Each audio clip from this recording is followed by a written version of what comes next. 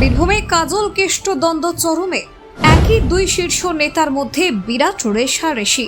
26-এর ভোটের আগেই দলের অন্তরে নিজেদের মধ্যে কলহ। তাই এবার তৃণমূলের শীর্ষ নেতৃত্বের তরফে চলে এলো কড়া বার্তা। কাজল কেষ্ট কলহ কাণ্ডে কুলুপ আটুন মুখে। তৃণমূলের শীর্ষ নেতৃত্বের তরফে বীরভূমের কোর কমিটির সব সদস্যকে ঠিক কোন নির্দেশ মানতে বলা হলো জানেন? দেখুন, বীরভূম জেলার রাজনীতি ফের উত্তপ্ত হয়ে উঠেছে অনুব্রত মণ্ডল ও কাজল শেখের মধ্যে ক্রমবর্ধমান চাপানোতর ঘিরে। দীর্ঘদিন ধরে অনুব্রত মণ্ডল বীরভূম জেলা তৃণমূল কংগ্রেসের একচ্ছত্র নেতা হিসেবে রাজ্য রাজনীতিতে নিজের জায়গা গড়েছিলেন।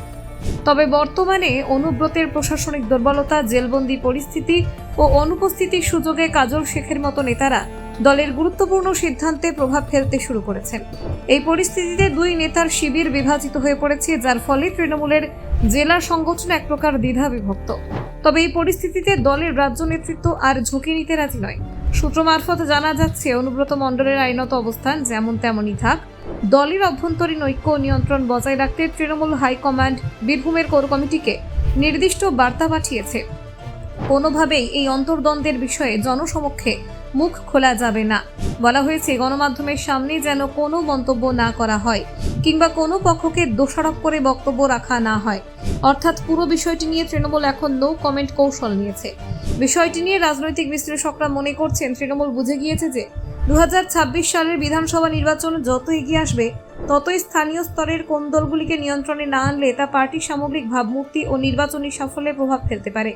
বীরভূম জেলার মতো গুরুত্বপূর্ণ জেলায় দুই প্রভাবশালী নেতার টানাপোড়েন যে দলের জন্য দীর্ঘমেয়াদে সমস্যার কারণ হতে পারে, তা অনেকটাই স্পষ্ট। এদিকে কাজল শেখ এখন জেলার বিভিন্ন কার্যক্রমে ও জনসংযোগে বেশি সক্রিয়।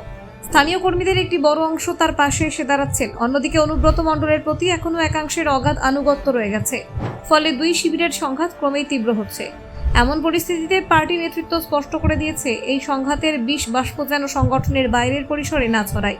সূত্রের দাবি, তৃণমূল নেতৃত্ব জেলা কোর কমিটিকে জানিয়েছে, যতদিন অনুব্রত মণ্ডল মুক্ত হয়ে সক্রিয় রাজনীতিতে ফিরছেন, ততদিন কাজল শেখের নেতৃত্বে জেলা সংগঠনের দৈনন্দিন কাজ চালিয়ে যেতে হবে। তবে তার মানে এই নয় যে অনুব্রতকে ছুঁড়ে ফেলে দেওয়া হচ্ছে, বরং তার অনুপস্থিতিতে যাতে কোনো বিশৃঙ্খলা তৈরি না হয় সেদিকে লক্ষ্য রাখছে হাইকমান্ড। অন্যদিকে বিরোধী শিবির, বিশেষ করে বিজেপি, এই অন্তর্দ্বন্দ্বকে হাতিয়ার করে বীরভূমের রাজনৈতিক ময়দানে জায়গা করে নেওয়ার চেষ্টা করছে। তারা অভিযোগ করেছে, তৃণমূল নিজের দলের মধ্যে নিয়ন্ত্রণ হারিয়েছে, জেলা সংগঠন এখন বেসামাল। যদিও তৃণমূল এসব অভিযোগ খণ্ডন করে বলছে, দল সর্বদা এক এবং অভ্যন্তরীণ কিছু বিষয়কে নিয়ে বাইরের কেউ বিভ্রান্তি তৈরি করার চেষ্টা করলে তা সফল হবে না। সব মিলিয়ে বলা যায়, তৃণমূল নেতৃত্ব এখন কৌশলী নীরবতা এবং অভ্যন্তরীণ শৃঙ্খলা বজায় রাখার কৌশল নিয়ে এগোচ্ছে।